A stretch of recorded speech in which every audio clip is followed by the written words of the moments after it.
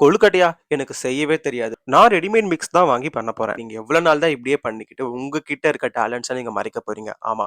வீட்ல இருக்க பொருள வச்சு விநாயகர் சதுர்த்திக்கு சூப்பரா, பிரமாதமா மெத்து மெத்துன்னு கொழுக்கட்டை எப்படி பண்ணலான்றத பார்ப்போம்.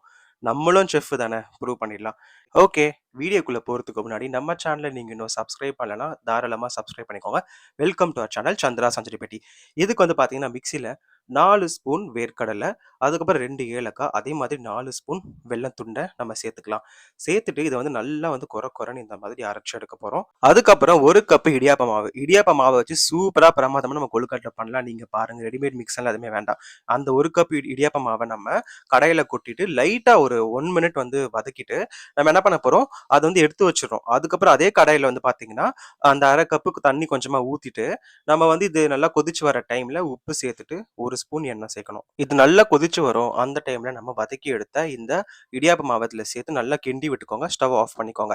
இத வந்து அப்படியே ஒரு 2 மினிட்ஸ் நம்ம அப்படியே விட்டுடலாம். சூடு போற வரைக்கும். அதுக்கப்புறம் எடுத்து தட்டுல ஷிஃப்ட் பண்ணிட்டு, நம்ம நல்லா பெசஞ்சு எடுக்கணும். பெசஞ்சு எடுத்த பிறகு கையில கொஞ்சமா எண்ணெய விட்டுட்டு, நம்ம என்ன பண்ண போறோம்னா, நல்லா வந்து உருண்டை பிடிச்ச பிறகு தான் வந்து நம்ம நல்லா தட்டி, இதில வந்து அரைச்சு எடுத்த அந்த வேர்க்கடலை வெல்லத்த சேர்க்க போறோம்.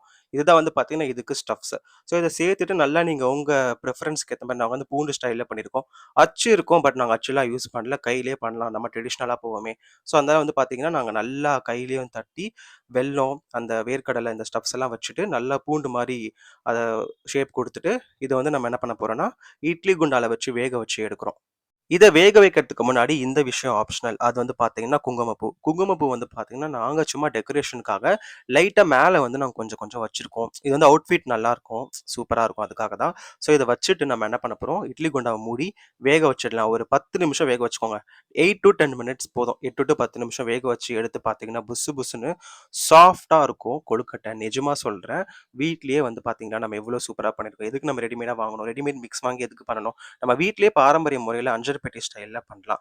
பார்த்தீங்களா எவ்வளோ சூப்பரா வந்திருக்கு சொல்லி. நீங்க வந்து இன்னும் ஏன் வெயிட் பண்றீங்க? பார்த்துட்டு தாராளமா ட்ரை பண்ணி பார்த்துட்டு நம்ம கமெண்ட் செக்ஷன்ல இது எப்படி வந்திருக்கு சொல்லுங்க. இப்ப நான் பிரிச்சு காட்டுறேன் பாருங்க. சூப்பரா சாஃப்ட்டா கொழுன்னு நல்லாருக்கு. இந்த வீடியோ பிடிச்சிருந்தா லைக் பண்ணுங்க. நம்ம சேனல சப்ஸ்கிரைப் பண்ணுங்க. அனைவருக்கும் இனிய விநாயகர் சதுர்த்தி நல்வாழ்த்துக்கள்.